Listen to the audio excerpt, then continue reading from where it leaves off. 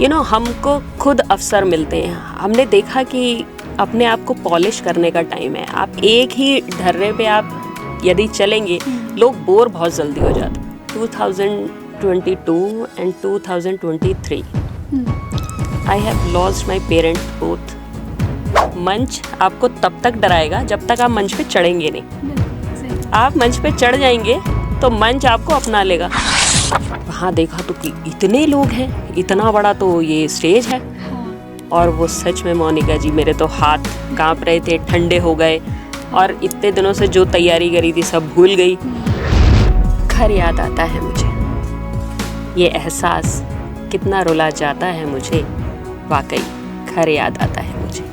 उसी जगह जाना, उन्हीं यादों को समेटना, जिन यादों को, जो यादें मुझे बहुत पेन देती थी। माँ की वो सूनी आंखें जो उसके बच्चों की राहें तकती, माँ की वो हंसी जिसमें बच्चों की सफलता झलकती, माँ के वो आंसू जिसमें बच्चों के दर्द की आहें हैं रहती। माँ, मेरी प्यारी माँ। राहत इंदौरी साहब का वो शेर याद आ गया कि हम महक की तरह गुलों से उड़ते हैं, हम धुओं की तरह पर्वतों से उड़ते हैं, और ये कैंचियां हमें उड़ने से क्या खाक रोकेंगी, हम परों से नहीं हौसलों से। कुछ लोग सिर्फ नाम बनाते हैं, कुछ लोग पहचान बनाते हैं, जो हुनर को जी लेते हैं वो मिसाल बन जाते हैं। नमस्कार, मैं हूं मोनिका और आप देख रहे हैं मोनिकास वर्ल्ड। दोस्तों, जैसा कि आप जानते हैं कि हमने हमारे चैनल पर पॉडकास्ट की एक सीरीज़ शुरू की है, जिसमें हम हर हफ्ते आपको अलग अलग शख्सियत से मिलवाएंगे जो कि मंच से जुड़ी हैं, कला और आवाज़ की दुनिया में उन्होंने अपनी पहचान बनाई है। दोस्तों, आज हमारे स्टूडियो में जो शख्सियत मौजूद हैं, उन्होंने अलग अलग क्षेत्रों में अपने उत्कृष्ट कार्यों के साथ एक ख़ास स्थान बनाया है। बरेली से शुरू हुआ ये सफ़र हैदराबाद पहुंचा, और वो एक कवयित्री हैं, लेखिका हैं, मंच संचालिका हैं, गायिका भी हैं, और साथ ही समीक्षा भी करती हैं, और उद्यमिता के क्षेत्र में भी उन्होंने एक अपनी ख़ास पहचान बनाई है। दोस्तों, अगर मैं उनकी एजुकेशन की बात करूं तो उन्होंने 2 मास्टर्स की डिग्री हासिल की है, बीएड किया है, एमबीए किया है, और कैम्ब्रिज यूनिवर्सिटी से ब्रिटिश टीचर्स की ट्रेनिंग भी ली है।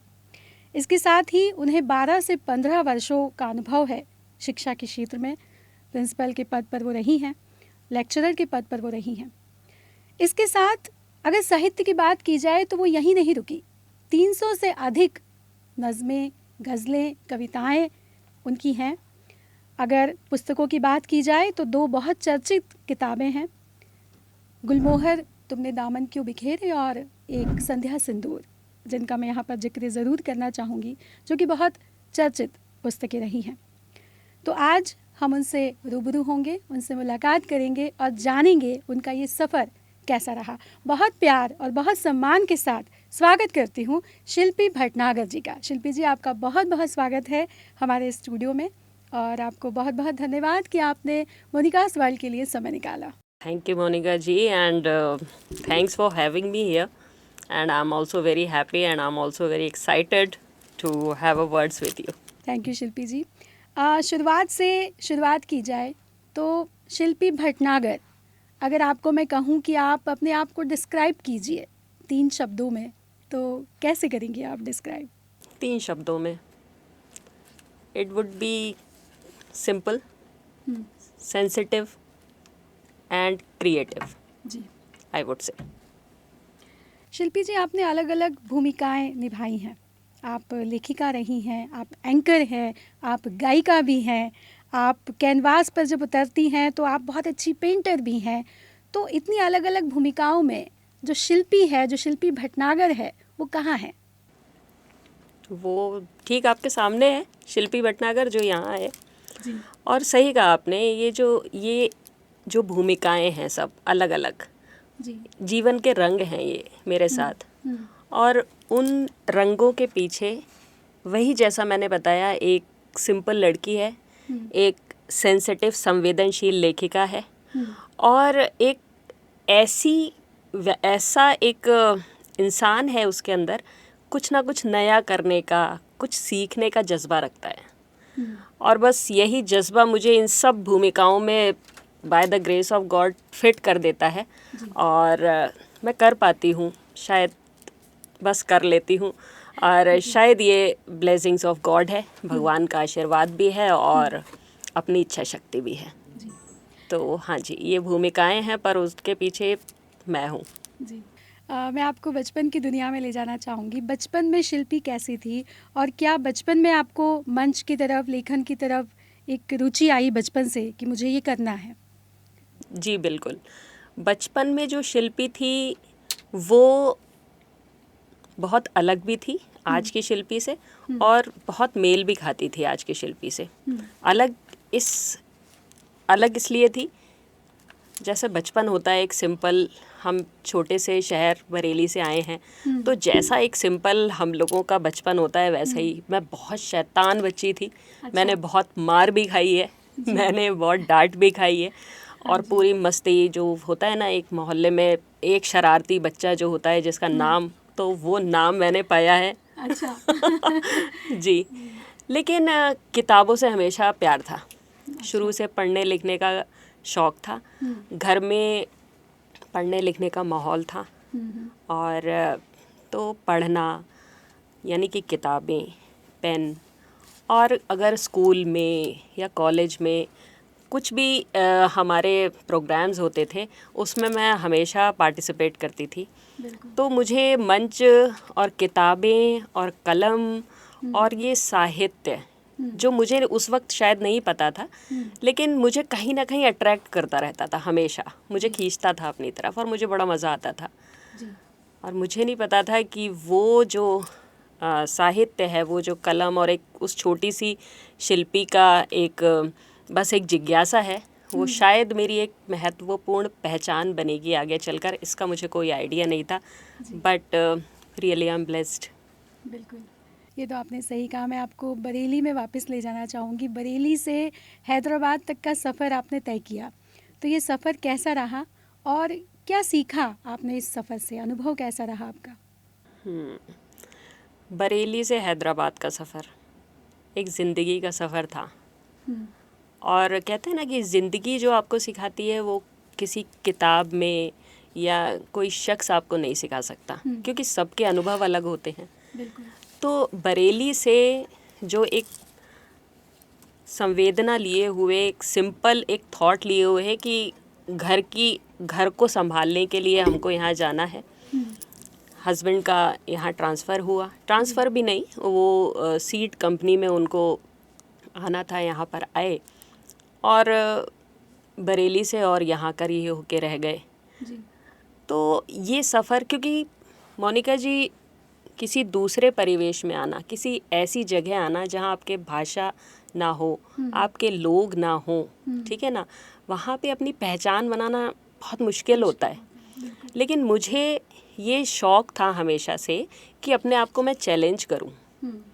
तो मैं यहाँ आई, यहाँ पे मैंने बहुत स्ट्रगल भी किया, हम लोगों ने बहुत स्ट्रगल भी हुआ, संघर्ष भी हुआ, लेकिन लोगों के दिलों में जगह बनाई, भाषा सीखी, लोगों को अपनाया। वो चीज़ भी आपको बहुत कुछ सिखाती है। तो मैं यही कह सकती हूँ कि अगर बरेली ने मुझे संवेदनाएं दी, पंख दिए, तो हैदराबाद ने मुझे पंख फैलाने के लिए आसमान दिया। और दोनों ही जगह मेरे लिए बहुत, मेरे दिल के बहुत करीब हैं। बरेली भी और हैदराबाद भी बहुत करीब हैं। शिल्पी जी, आप एक एंटरप्रेन्योर हैं, आप एक एंकर हैं, आप एक शिक्षिका भी हैं, तो इन सारी चीज़ों में आप अपने आप को कहाँ देखती हैं और ये मोटिवेशन कैसे आता है कि भाई मैं एंकरिंग में भी और दक्षता के साथ, मैंने आपको देखा है, आप बहुत अच्छी, कमाल की आप एंकर हैं, आप बहुत अच्छा लिखती हैं, तो कहाँ से मोटिवेशन लाती है इतना? मोनिका जी, मुझे लगता है जो मोटिवेशन होता है ना, कुछ तो आपके अंदर होता है, सेल्फ मोटिवेटेड एक चीज़ होती है, सेल्फ मोटिवेटेड। और मेरे लिए मोटिवेशन वो है जहाँ पे मैं शायद कुछ करूँ और मेरे पीछे खड़ी मेरी फैमिली, मेरे फ्रेंड्स, मेरे सीनियर्स मुझे उत्साहित करें, प्रोत्साहित करें कि हाँ भाई, तुमने जो किया बड़ा अच्छा लगा, उससे आप और मोटिवेट हो जाते हो। आप कुछ भी करें, और मैं इस मामले में बहुत खुशनसीब हूँ, मुझे फैमिली इतनी अच्छी मिली। मेरे हस्बैंड वो बहुत सपोर्ट करते हैं मुझे हर चीज़ में, मोटिवेट करते रहते हैं कि नहीं तुम करो। तो वही मुझे बहुत मोटिवेट करता आगे बढ़ने की। अच्छा, कुछ भी प्रोग्राम हुआ तो हमेशा तो मैं अच्छा नहीं कर सकती, क्योंकि आगे पीछे हर चीज़ होती है, लेकिन वही है, खुशनसीब हूँ कि मुझे सीनियर्स ऐसे मिले हैं, फ्रेंड्स ऐसे मिले हैं, मेरा सर्कल ऐसा है कि अगर वो छोटी मोटी चीज़ देखते नहीं, वो अगर मैं कुछ छोटा सा करती हूँ तो वो बहुत अच्छा कह देते हैं, तो मैं बहुत मोटिवेट हो जाती हूँ। मुझे ऐसा लगता है हाँ मैंने कुछ अच्छा किया, अब आगे मुझे इससे अच्छा करना है। ये थोड़ा जज्बा अंदर है ही, तो इस वजह से सब हो जाता है, और मुझे प्राउड है कि सब हो जाता है। और मुझे ऐसा लगता है कि अभी बहुत कुछ होना बाकी है, सफ़र बहुत है अभी, आसमान खुला हुआ है, अभी तो शुरुआत है बस। बिल्कुल, बहुत लंबी उड़ान भरनी है।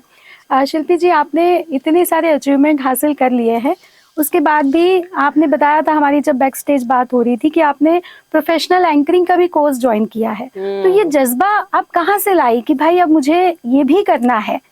तो ये जज्बा कहाँ से आता है? ये जज्बा वहीं से आता है, अंदर एक इंसान ऐसा कुछ छुपा हुआ है कि कुछ ना कुछ करते रहना है, अपने आप को पॉलिश करते रहना है, ठीक है ना।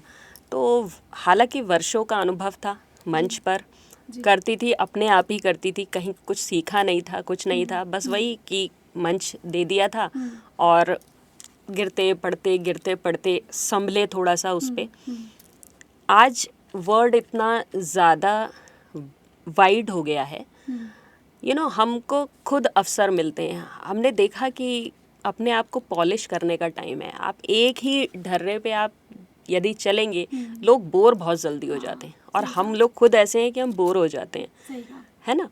तो अपने आप को पॉलिश करते रहना चाहिए। तो ये भी इसी से ही ये इंस्पिरेशन मिली कि हाँ ठीक है, एंकरिंग करते हैं, लेकिन चलो कुछ देखा जाए प्रोफेशनल एंकरिंग क्या है, इसमें क्या ऐसी चीज़ मिलेगी जो आज तक हमको नहीं मिली है इसमें।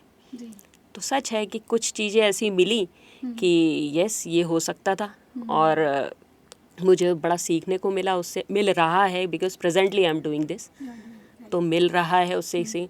और कुछ चीज़ें ऐसी आई कि ऐसा लगा रहे हाँ ये तो हम करते ही रहते हैं, ये तो हम करते ही रहते हैं, और ये एक कंटेंट है, एक लेसन है इसके ऊपर, पर ये तो हम कर चुके हैं, तो हमें ही नहीं पता होता अपनी क्षमता का। तो ये कोर्स मुझे ये बताता है कि आपको और क्या कर सकती हैं आप, और जो आपने किया है वो कुछ स्पेशल था, जो आज तक मुझे नहीं पता था कि ये कुछ स्पेशल है, लोग इसके लिए पढ़ाई करते हैं। तो दैट अमेज्ड मी ऑल्सो। तो बस इसी से ये प्रेरित हुआ कि मुझे कुछ करना है, चलो अपने आप को पॉलिश करते हैं, चलो ये भी करते हैं। और अच्छी बात है। आपके जीवन में कभी कोई ऐसा फेज आया, या कभी ऐसा लगा कि भाई अब तो सब कुछ छोड़ देना चाहिए, और अगर हाँ तो उस फेज से आप बाहर कैसे निकली? ऐसा फेज तो ऐसा आया अभी 2022 and 2023। I have lost my parent both, 8 महीने के अंतर पर दोनों ही चले गए। वो एक ऐसी घटना थी कि आई वॉज जस्ट फ्रीज्ड कि ये क्या हो गया। और मेरा लिखना, मेरा कुछ सोचना, सब मतलब I was blank at that time. मतलब मेरे अंदर जो पेन था वो भी नहीं निकल रहा था। कभी होता है ना, आप अगर बहुत पेन में होते हो और आपको लिखते तो आप हो ही, तो कम से कम पेन लिखो, वो पेन भी नहीं निकल रहा था। तो बहुत वैसी स्थिति थी। आज भी उस सदमे से नहीं उभरी हूँ। मुझे हमेशा वो खालीपन हमेशा लाइफ में रहेगा, ठीक है ना। लेकिन जैसा कि मैंने बताया, मेरी फैमिली, मेरे बच्चे, मेरे हस्बैंड, मेरे दोस्त, मेरे सीनियर्स, एक सीनियर रही मेरी, जो अब नहीं है, लेकिन वो मेरे मन में बहुत, मैं उनके लिए बहुत रिस्पेक्ट रखती हूँ। नाम भी ले सकती हूँ, डॉक्टर अहिल्या मिश्रा। उन्होंने मुझे कहा कि शिल्पी, इस किसी ना किसी तरह इस पेन को निकालिए आप, जब तक आप अंदर इस पेन को रखे रहेंगी। मैंने उनसे कहा कि निकल ही नहीं रहा है कुछ भी, पेनफुल भी कुछ नहीं लिखा जा रहा है। नहीं लिखो, इसको उतार के रख दो पन्नों पर। तो मेरे लिए बहुत मुश्किल था, वो एक चैलेंज था। ऐसा लगता था अरे यार ये सब बेकार है, क्या करना है, ये इनसे क्या होगा। लेकिन मैंने कहा नहीं, कुछ तो होगा। जब मेरे सीनियर्स कह रहे हैं, मेरी फैमिली कह रही है, तो चलो करते हैं। और वो अपना पेन मैंने उतारा पन्ने पर, और वो पेन आया मेरी सेकंड बुक संध्या सिंदूर के रूप में, जो मैंने अपने पेरेंट को, उसमें अपने पेरेंट की ही सारी बातें लिखी हैं, जो मुझसे रिलेटेड, जो उनकी बातें थी, हमारी फैमिली, वो सब लिखा। और आप यकीन नहीं मानेगी मोनिका जी, आई फेल्ट रिलैक्स्ड। मुझे ऐसा लगा मैं बहुत लाइट हो गई हूँ। हालांकि उस दुख से उबरना तो आसान नहीं होता किसी के लिए भी, लेकिन यस, मुझे ऐसा लगा कि मैंने अपने माता पिता को जीवित कर दिया। वो एक किताब के रूप में है मेरे पास, और मेरे आगे आने वाली जनरेशन भी उनको पढ़ेंगी, जिनको कभी टाइम होगा, जो कभी पढ़ना चाहेंगे, तो दे आर हेयर। तो ऐसा, लेकिन कभी ऐसा नहीं लगा इन सब परिस्थितियों में भी कि साहित्य को छोड़ देना चाहिए, अपने काम को छोड़ देना चाहिए, ऐसा मुझे कभी फीलिंग नहीं आई। बल्कि इस साहित्य जो था वो मेरी शक्ति बना, और मेरा काम मेरी शक्ति बना, और मुझे वहाँ से ड्रैग आउट किया। मैं बिल्कुल यही कहना चाहूँगी कि पेरेंट्स कहीं भी वो हैं आज, लेकिन उनका आशीर्वाद हमेशा आपके साथ है, वो हमेशा आपके साथ है। और आपको तरक्की करता देख के, आगे बढ़ता देख के, वो आई एम श्योर बहुत खुश हो रहे होंगे, आपको ढेरों आशीष दे रहे होंगे। शिल्पी जी, चलिए हम इस इमोशनल मोमेंट से थोड़ा सा बाहर निकलते हैं और स्टेज की बात करते हैं, क्योंकि आप स्टेज से जुड़ी हैं। तो स्टेज फेयर से कई लोग जूझते हैं, तो आप उनको क्या प्रैक्टिकल एडवाइस देना चाहेंगी, क्योंकि आप प्रैक्टिकली स्टेज पर होती हैं, तो क्या कहना चाहेंगे उनको? सबसे पहले तो मैं ये कहना चाहूँगी कि फियर को तो अपने लाइफ से निकाल दो यार। फियर कुछ नहीं होता है, केवल आपको टेस्ट करने आया होता है, लेकिन उस वक्त वो आपके करियर का, लाइफ का, आपके इंटरेस्ट का सबसे बड़ा वो एक ऑब्स्टिकल होता है। ठीक है ना? तो ठीक है, आपको अगर डर लग रहा है ना, आप किसी के सामने ही डर लगता है हमको, हम अकेले में नहीं डरते, अपने आप से नहीं डरते।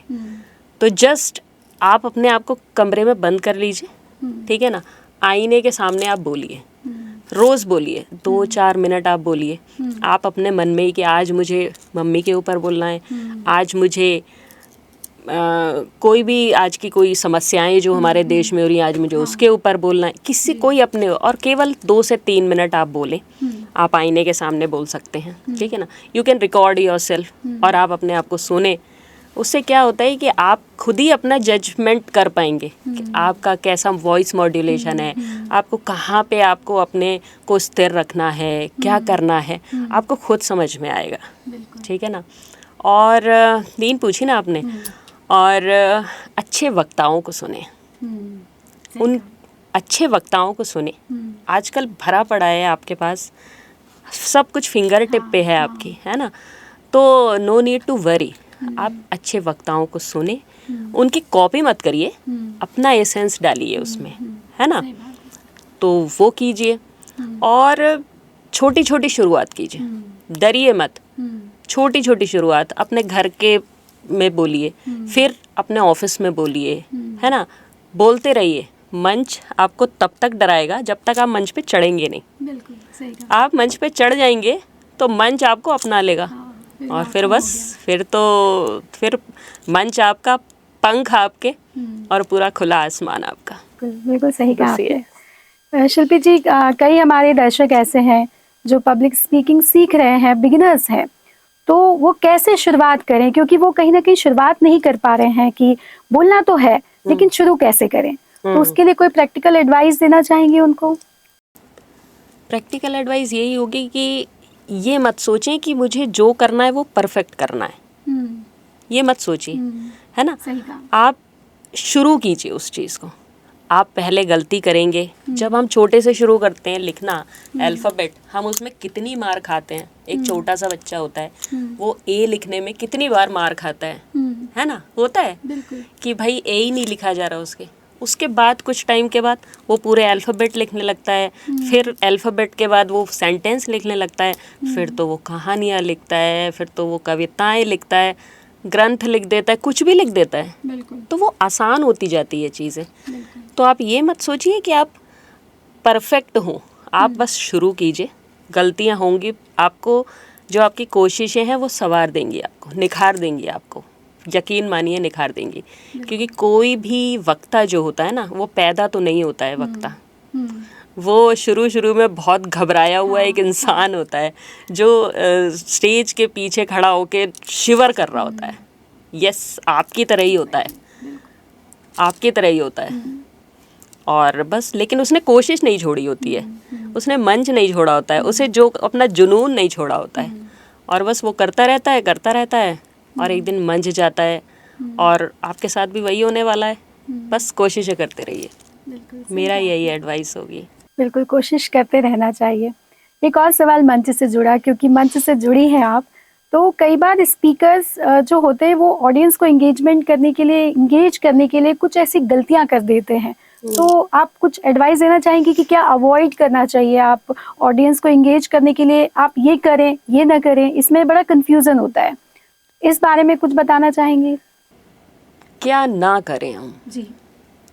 तो मुझे लगता है कि अगर ऑडियंस के साथ आप हैं, किसी भी मंच पे हो सकता है वो, आप क्लासरूम, क्योंकि मैं तो अपना एग्जाम्पल दूंगी, मुझे अच्छा लगता है हर किसी से जुड़ना, संवाद, चाहे मेरे रूप अलग अलग हों, चाहे मैं क्लास में खड़ी कभी कोई एक टीचर हूँ, चाहे मैं टेबल पर बैठी कभी एक डायरेक्टर हूँ, ठीक है ना, कभी मैं एक प्रिंसिपल हूँ, कभी मैं मंच पर खड़ी एक संचालिका हूँ, है ना, लेकिन काम वही करना है, लोगों से जुड़ना है। तो लोगों से जुड़ने का मुझे ये लगता है, आप उनको अपना मत सुनाइए बहुत ज़्यादा, आप उनकी भी सुनिए, उनको भी सुनिए, आप उनसे जुड़िए, उनसे बात कीजिए, उनसे इमोशनली जो आप कनेक्ट करते हैं, ठीक है ना, वो उनको हमेशा याद रहता है। और सबसे पहले तो ये हमें क्लियर होना चाहिए, जो हमारे सामने बैठे हैं ना, वो हमको कोई जज करने नहीं बैठे हैं, क्योंकि हमें डर यही लगता है कि अरे यार ये क्या कहेंगे, ये हमें कोई जज करने नहीं बैठा होता है, वो खुद रिलैक्स होने आए होते हैं कि हम जा रहे हैं भाई, कुछ अच्छा सा सुन के जाएंगे। क्योंकि आजकल बहुत खुद ही सबके दिमागों में इतनी टेंशन्स हैं, इतनी वो हैं, कोई किसी को जज नहीं करता, ठीक है ना। और अगर कोई जज करता भी है ना, तो डोंट केयर, आप जो आपके अंदर है आप 100% दीजिए, और उसका फल तो ज़रूर मिलेगा आपको। छोड़िए मत अपने आप को, ये मेरा कहना होगा कि आप पब्लिक से जुड़िए, ऑडियंस के दिल में इमोशनली कनेक्शन बनाइए, अपना मत सुनाइए, क्योंकि एक तरफा भाषण कोई नहीं अच्छा लगता, किसी को नहीं अच्छा लगता। और अगर आप दूसरों से जुड़ते हैं, इमोशनली कनेक्शन करते हैं, वो उनके जब दिमाग में घर कर जाएगा ना, they will not leave you, they will come और आपको सुनेंगे। तो अगर आपको अपने आप को दूसरे को सुनाना है, तो सबसे पहले हमें उनको सुनना भी है।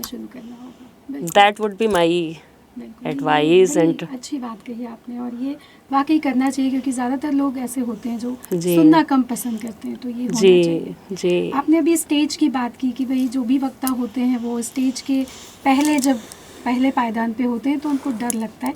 मैं आपका अनुभव जानना चाहूँगी कि जब पहली बार आपने स्टेज पर कदम रखा था तो कैसा अनुभव था, और क्या आपको डर लगा था, क्या आपको भी वो फीलिंग आई थी, शिवरिंग हुई थी? बहुत ज़्यादा डर लगा था जी। कब हुआ था, किस समय हुआ था? ये शायद I was in 5th grade. अच्छा। हाँ, मुझे याद है 5th ग्रेड में थी, और एक जगह डिबेट हो रही थी। अच्छा। कोई टॉपिक था, हम लोगों को स्कूल के कुछ बच्चों को भेजा था कहीं दूसरी जगह हमको डिबेट का प्रोग्राम था, इंटर स्कूल कंपटीशन था, बरेली के सारे स्कूल्स वहाँ पर थे। वाह। ठीक है, पहले तो ये हुआ कि नहीं भाई कर लेंगे, क्या है, हम तो करते रहते हैं। और करते नहीं रहते थे उस समय, तो 5th ग्रेड था, ऐसा कुछ था नहीं। पर एक्साइटमेंट में नहीं नहीं नहीं नहीं हम तो करेंगे मैम, नाम दे दिया। जब वहाँ गए, वहाँ देखा तो कि इतने लोग हैं, इतना बड़ा तो ये स्टेज है। और वो सच में मोनिका जी, मेरे तो हाथ कांप रहे थे, ठंडे हो गए। और इतने दिनों से जो तैयारी करी थी सब भूल गई। वहाँ पे गए और ब्लैंक, कुछ भी नहीं आता था, कुछ याद ही नहीं रहा। रोए, आ गए वापस। और वो बहुत ही ख़राब था। और वहाँ पर आके टीचर्स ने भी कहा कि भाई क्या हो गया, क्या नहीं हो गया। चलो कोई नहीं, कोई बात नहीं। टीचर्स ने उस वक्त साथ दिया। उस वक्त मुझे ये नहीं कहा कि अरे तुम तो कुछ कर ही नहीं पाए, तुमने ये कर दिया, तुमने वो कर दिया।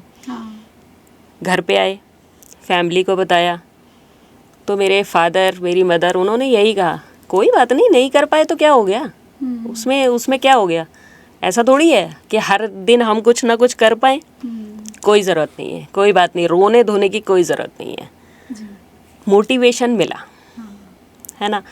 तो लेकिन मुझे इस बात का वो है कि वो शिल्पी जो मंच के पीछे खड़े होकर रो रही थी, शिवर कर रही थी, उसने दोबारा मंच पे जाने की हिम्मत की। वो एक जीत थी, छोटी सी एक प्रयास था जो कि बहुत लाइफ में आगे लाया है, मुझे लगता है। तो ये मेरा एक्सपीरियंस था। तो ये बहुत ऑब्वियस है। होता है। तो मेरा तो ये एक्सपीरियंस था कि फ्लॉप शो था पहला। नहीं, लेकिन वहीं से आगे जीत की सीढ़ी मिलती है ना, बिहार के। हाँ, यही छोड़ा नहीं, बस उसको छोड़ा नहीं कि अच्छा नहीं हुआ तो कल भी अच्छा नहीं होगा, ये सोचा नहीं कभी। ये बहुत करते रहे बात है कि आपने उस चीज़ को छोड़ा नहीं। कई लोग पहली बार में ये होता है कि उसको छोड़ के फिर वो अगला कदम बढ़ाते नहीं, छोड़ना नहीं है। खूबसूरत बात है। और ये आई एम श्योर दर्शकों को भी इससे प्रेरणा मिलेगी कि देखिए उसके बाद भी हमने छोड़ा नहीं, तो आज वो कमाल की एंकर हैं। तो अच्छा, इसके अलावा एक और खूबी है, आपने 300 से ज़्यादा कविताएं, गज़लें, नज़में ये सब लिखा है। तो भाई इतना मोटिवेशन कहाँ से आ जाता है कि इसमें भी आप इतनी महारत हासिल है, कैसे मिलता है? नहीं, महारत तो मैं नहीं कहूँगी मोनिका जी, बस इसको ब्लेसिंग कहूँगी भगवान की। और मुझे लगता है कि अगर कुछ गुण आपके अंदर है, वो नवाजता है भगवान दे के आपको, ठीक है ना। हर कोई नहीं लिख सकता, मैं कोई ऐसा काम नहीं कर सकती जो आप कर सकती हैं, है ना। हर इंसान यूनिक है ना। तो लिखने की तो ये जो नवाजा है हमको, वो तो गॉड गिफ्ट होता है। और शुक्रगुजार हूँ कि उसने मुझे चुना और शब्दों का एक जामा दिया मुझे, मेरे अंदर डाला, उसी को निकालना है, ठीक है ना।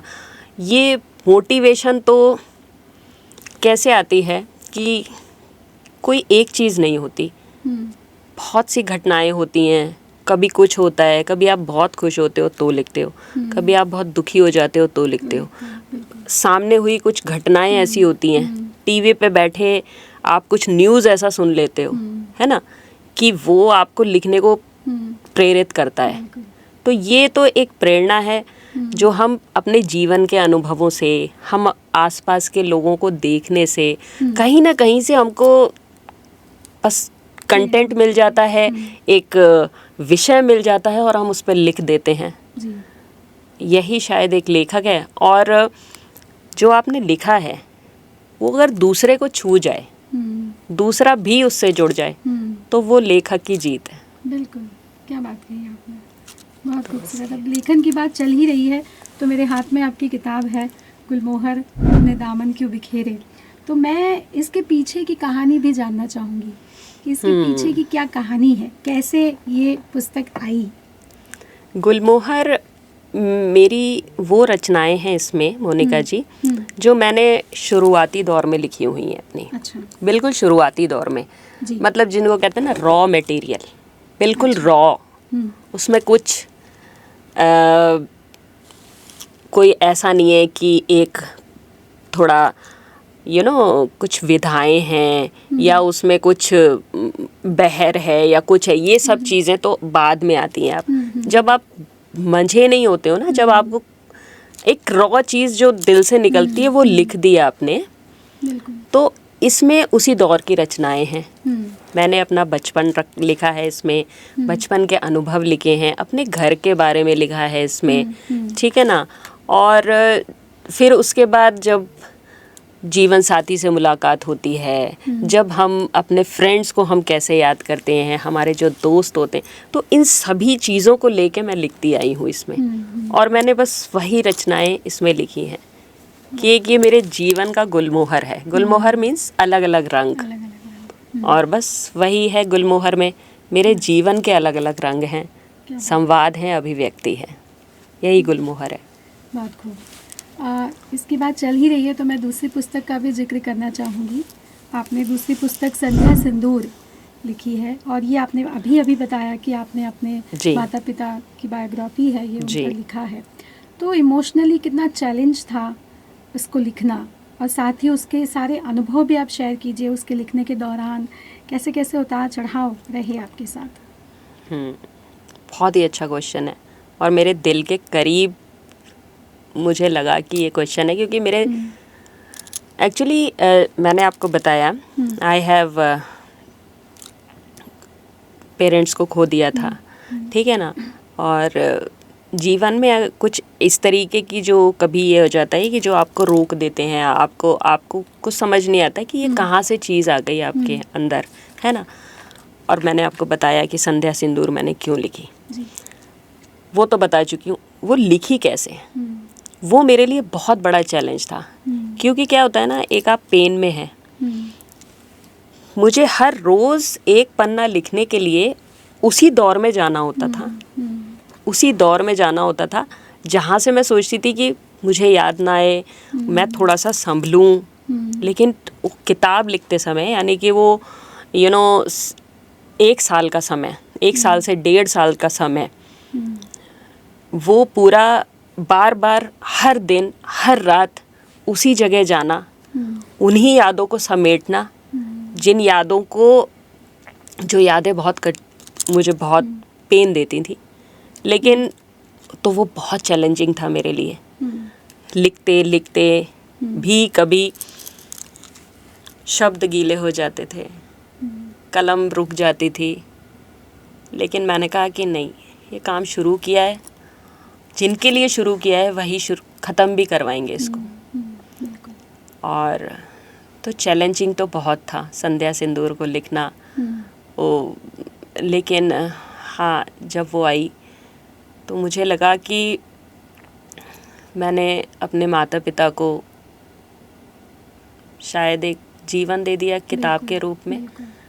वो अब मेरे साथ हमेशा रहेंगे, और जब भी उसको देखती हूँ, जब भी उसको पढ़ती हूँ, पूरा ही पढ़ती हूँ उसको, जब भी मेरे हाथ में आ जाती है, और बस 1 से 1.5 घंटे में ख़त्म भी हो जाती है वो, पर मैं पूरी जी लेती हूँ सब कुछ।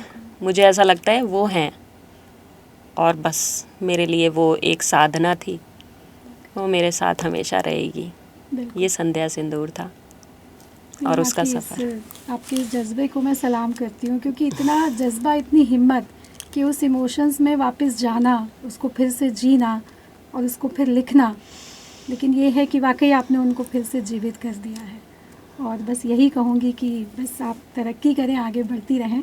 हम वापस उस इमोशन में जा रहे हैं, लेकिन अच्छा लगा कि आपने वापस से वो प्रयास किया और इनको जीवित किया। शिल्पी जी, आपको बहुत सारे अवार्ड मिले हैं, बहुत अचीवमेंट मिले हैं। मैंने बहुत ज़्यादा जिक्र नहीं किया क्योंकि बहुत सारे अवार्ड्स के साथ आपको नवाजा गया है।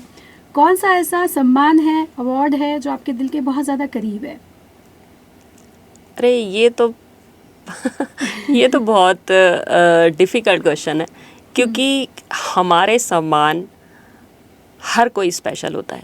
हर सम्मान के पीछे, हर अचीवमेंट के पीछे एक स्टोरी होती है, एक कहानी होती है, आपकी मेहनत होती है ना।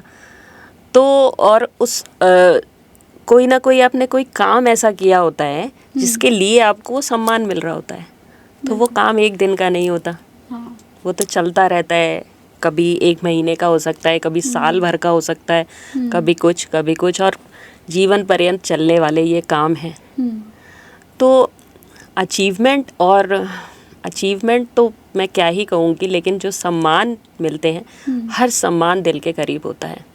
हर सम्मान अपने आप में एक बहुत बड़ा सम्मान छुपाए हुए होता है, और उसको आका नहीं जाता, उसको तौला नहीं जाता कि ये ऐसा नहीं। हाँ, वो कम या ज़्यादा नहीं होता। बिकॉज मेरे लिए तो मोनिका जी सम्मान शब्द भी हैं। जब मैं कुछ काम करूं तो मुझे किसी के शब्द मिल जाएं, तुमने अच्छा किया, वो भी मेरे लिए सम्मान है। कोई अगर ट्रॉफी दे, वो भी मेरे लिए सम्मान है। और सम्मान हर स्थिति में, हर रूप में सर्वोच्च है। बिल्कुल बिल्कुल, मेरे खूबसूरत बात कही आपने जी। एक और बात आपसे करना चाहूँगी कि हम इसके पहले रैपिड फायर राउंड कर लेते हैं शिल्पी जी, क्योंकि मैं आपसे कुछ सवाल पूछूंगी और आपको एक शब्द में उनका जवाब देना है। तो rapid fire, okay, rapid fire कर लेते ठीक हैं। है। उसके बाद आगे के, क्योंकि बहुत सारे सवाल हैं जहन में, लेकिन पहले हम रैपिड फायर राउंड कर लेते हैं। चलिए। तो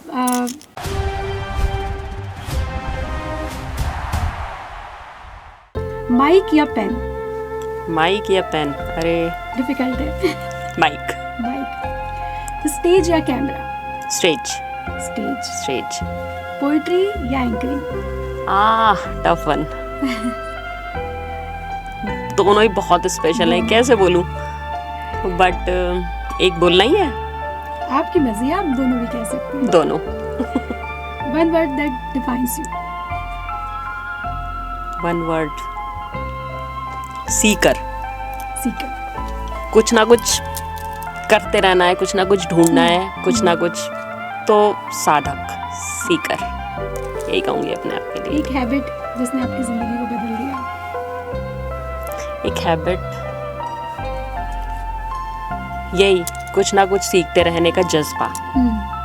साहित्य, कुछ ना कुछ सीखते रहने का जज्बा, उसी से साहित्य आया ना, है ना। तो यही एक चीज़ है जिसने मुझे बदला है, जो मैं पहले नहीं थी। इसी जज्बे के साथ आगे बढ़ के अब मैं जो भी हूँ वो हूँ। तो अच्छा, अगर आपको एक सुपर पावर मिल जाएगा तो क्या करेंगी, क्या चुनेंगी? एक ही चीज़ चुनना है तो बहुत सारी चीज़ें हैं। सुपर पावर मिल जाए तो फिर क्या है। लेकिन अगर ऑन अ सीरियस नोट, अगर सुपर पावर मुझे मिले तो मुझे मैं उससे ये कहूँगी कि मेरे को ना सामने वाले के दिलों में, मनों में क्या चल रहा है वो जानना है, वो जानने की मुझे शक्ति मिल जाए। क्योंकि देखिए हम क्या करते हैं ना, आज क्या होता है, मिसअंडरस्टैंडिंग्स बहुत होती है ना, मिसअंडरस्टैंडिंग होती है। अगर मेरे पास वो होगा तो मिसअंडरस्टैंडिंग्स नहीं होंगी, प्यार रहेगा, मैं जो वो सोच रहा है उस कॉन्टेक्स्ट में उसको समझा पाऊंगी, है ना। तो मुझे लगता है हाँ, ये मुझे अगर मिल जाएगा तो दुनिया थोड़ी तो मुट्ठी में हो जाएगी।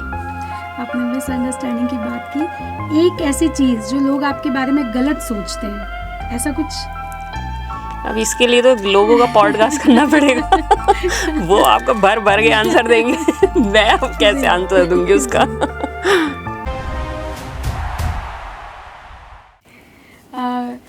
शिल्पी जी, मोनिकास वर्ल्ड की हमारी जो ऑडियंस है उसमें से बहुत सारे लोग हैं जो अच्छा वक्ता बनना चाहते हैं, उस राह पर हैं। जी। तो उनको आप एक संदेश क्या देना चाहेंगी, कोई मैसेज देना चाहेंगी, कोई ऐसी सीख देना चाहेंगी, तो वो प्लीज़ दीजिएगा जो उनके लिए बहुत हेल्पफुल हो जाएगी। आई वुड से कि just be your self, just believe your self. अपने आप को जो है कम मत समझना, बस बढ़ते जाना। जो आप करना है पूरे जज्बे के साथ अपनी तैयारी रखिए, तैयारी कीजिए, ठीक है ना। अपने आप को मांझते जाइए, अपने आप को कम मत समझिए कि अरे हमसे जो होगा वो गलत होगा, हमसे जो होगा हम सही नहीं कर पाएंगे। आप जैसे लोगों ने ही दुनिया जीती है, ठीक है ना। और आप जैसे लोग सब कर सकते हैं, बस उस जज्बे को मत मरने देना, उस जज्बे को पकड़ के रखना, वो जज्बा आपको अपना लेगा, वो सब आसान हो जाएगा। जो आप करना चाहते हैं उससे कहीं ज़्यादा आप कर पाएंगे। आपने जो सोचा भी नहीं होगा ना, आप वो कर पाएंगे। तो just believe your self, just be your self. जो हम हैं बस वो हैं, किसी की नकल नहीं, किसी की वो नहीं। अपना नेचुरल दीजिए, 100% दीजिए, and word will be yours. मुझे ये लगता है। शिल्पी जी, अंत में कोई मैसेज आप दें, उसके पहले एक कविता सुने बिना मैं आपको जाने नहीं देना चाहती हूँ। तो ऐसी कोई कविता जो आपके दिल के करीब हो या आप सुनाना चाहें तो प्लीज़, आपका स्वागत है। कविता अगर जो मेरे दिल के बहुत करीब है, तो सारी कविताएं मेरी दिल के करीब ही हैं जी। लेकिन एक कविता है मोनिका जी, जो मैंने मेरे जो घर है उसको याद करते हुए लिखी थी। और वो मुझे सबसे पसंद है जी। बहुत मेरे दिल के करीब है। तो अगर आपने कहा है तो मैं वही सुना देती हूँ। स्वागत है। और शीर्षक है मेरा घर। तो चलिए ले चलती हूँ आपको मेरे घर में। मेरा वो घर जो छूट जाता है, स्पेशली हम लोगों के लिए, लड़कियों के लिए, जो हमारा घर जो हमसे छूट जाता है ना। तो जब वो घर छूट जाता है, हम कहीं और चले जाते हैं, तो वो जो टीस है, वो जो यादें हैं, वो इसमें लिखी हुई हैं। और मैं जब भी पढ़ती हूँ मेरी आंखें नम होती हैं उसमें। तो वही सुनाती हूँ आप लोगों के लिए आज। चलिए मैं आपको अपने घर ले चलती हूँ। घर याद आता है मुझे, ये एहसास कितना रुला जाता है मुझे, वाकई घर याद आता है मुझे। घर की छोटी छोटी चीज़ें, घर का दरवाज़ा, वो कुंडी, वो ताला, वो बरामदा और उसके आगे वो आंगन सुहाना, जिसमें खेले खेल गई, जिससे जुड़ी बचपन की यादें कई। वो आंगन आवाज़ लगाता है मुझे, वाकई घर याद आता है मुझे, घर याद आता है मुझे। वो नल, वो टंकी, वो दीवारें, वो जीना, ब्लैक एंड वाइट टीवी और छत पे लगी कड़ियाँ, लकड़ी की अलमारी और खिड़कियाँ, उस खिड़कियों से दिखते वो पेड़ और झाड़ियाँ। आज भी उन पेड़ों की हवा सहला जाती है मुझे। क्या बात। उन पेड़ों के नीचे लंगड़ी टांग खेलना याद आता है मुझे, वाकई घर याद आता है मुझे, घर याद आता है मुझे। वो फर्श, वो कमरे, वो बल्ब और पंखे, वो पुरानी कुछ फाइलें और दवाइयों के छोटे छोटे बक्से, वो पापा की दवाई की मीठी गोली, वो घर की होली और दिवाली पे बनी रंगोली, वो कंडील, वो दिए, दशहरे का रायता, अहोई आटे के मालपुए और पूजा का बायना। वो बायना मेरे संस्कार बताता है मुझे, वाकई घर याद आता है मुझे, घर याद आता है मुझे। वो कमरे से लगी रसोई, वो कमरे से, क्योंकि स्वाद कभी नहीं जाता घर का, वो कमरे से लगी रसोई जिसमें माँ के हाथ की खुशबू संजोई। वो रोटी, वो दाल, वो खिचड़ी, वो अचार, वो साबूदाने की टिक्की, आलू का हलवा, साबूदाने की टिक्की, आलू का हलवा, मूंगफली, मुरमुरे, माँ के हाथ का पोहा। क्या बात है। माँ के हाथ का पोहा। आज भी वो स्वाद ललचा जाता है मुझे, आज भी वो स्वाद ललचा जाता है मुझे, वाकई घर याद आता है मुझे, घर याद आता है। एक टाइम ऐसा होता है कि सब चले जाते हैं, घर में सिर्फ माता और पिता ही रह जाते हैं। उस वक्त का जो है आखिरी बंद है माँ की वो सूनी आँखें जो उसके बच्चों की राहें तकती, माँ की वो हंसी जिसमें बच्चों की सफलता झलकती, माँ के वो आंसू जिसमें बच्चों के दर्द की आहें हैं रहती। माँ, मेरी प्यारी माँ इतना याद आती है मुझे, आज भी उसका पल्लू बच्चा बना जाता है मुझे, आज भी उसका पल्लू बच्चा बना जाता है मुझे, वाकई घर याद आता है मुझे, घर याद। क्या बात है, क्या बात है शिल्पी जी, बहुत धन्यवाद। बहुत खूबसूरत। वाकई आप कमाल का लिखती हैं, कमाल की एंकर तो हैं ही। बहुत खूबसूरती से कलम भी चलती है। बहुत बहुत बहुत बधाई आपको। और बस यही प्रार्थना करूंगी कि आप इसी तरह से निरंतर लिखती रहें, कलम चलती रहे। माँ शारदे, माँ सरस्वती की कृपा आप पर बनी रहे। अंत में कोई मैसेज अगर आप हमारे ऑडियंस को देना चाहेंगे तो प्लीज दीजिए। बस चलना शुरू कीजिए, उड़ना शुरू कीजिए। जो भी आपके अंदर है, जो भी आप सोचते हैं कि आप कर सकते हो, just do it, just do it. ये मत सोचो कि मुझे ये करना है तो मुझे परफेक्ट करना है, जब मैं परफेक्ट हो जाऊंगा तब करना है। नहीं, आप जैसे हो ना वैसे ही उठ जाओ और करना शुरू करो। धीरे धीरे धीरे आप देखोगे कि आप वहाँ पहुँच जाओगे ना जहाँ आपको मतलब आपने सोचा भी नहीं होगा। तो जस्ट अपने आप बिलीव कीजिए, विश्वास रखिए अपने आप के ऊपर, और you can do magic. Everyone can do magic. बस उस जज्बे को छोड़ना नहीं है। चलते रहो, उड़ते रहो, और एक दिन आकाश आपका होगा। बिल्कुल, आपने जज्बे और हिम्मत की बात की, उड़ने की बात की। बहुत बहुत शुक्रिया शिल्पी जी। बस मैं यही कहूँगी, मुझे राहत इंदौरी साहब का वो शेर याद आ गया कि हम महक की तरह गुलों से उड़ते हैं, हम धुओं की तरह पर्वतों से उड़ते हैं, और ये कैंचियां हमें उड़ने से क्या खाक रोकेंगी, हम परों से नहीं हौसलों से उड़ते हैं। वाह वाह वाह, तो हौसले से यूं ही उड़ते रहिए आप भी। बहुत बहुत शुक्रिया, बहुत बहुत धन्यवाद कि आपने समय दिया और बहुत अच्छी अच्छी बातें हमारे साथ शेयर की। मैं समझती हूँ, मुझे यकीन है कि हमारे जो दर्शक हैं उन्हें भी ये पॉडकास्ट बहुत अच्छा लगा होगा, बहुत लाभ मिलेगा इस पॉडकास्ट से, उनको बहुत कुछ सीखने को मिलेगा। तो दोस्तों, आज का पॉडकास्ट बस यहीं तक। अगले किसी नए पॉडकास्ट में एक नई शख्सियत के साथ आपसे फिर रूबरू होंगे। आप यदि मेरे चैनल पर आज पहली बार आए हैं तो प्लीज़ मेरे चैनल को सब्सक्राइब कर लीजिएगा और इसे लाइक कर दीजिएगा, और यदि अच्छा लगा हो तो शेयर भी ज़रूर कर दीजिएगा। तो आज का वीडियो बस यहीं तक, मिलते हैं किसी नए वीडियो में। धन्यवाद। जय हिंद, जय भारत।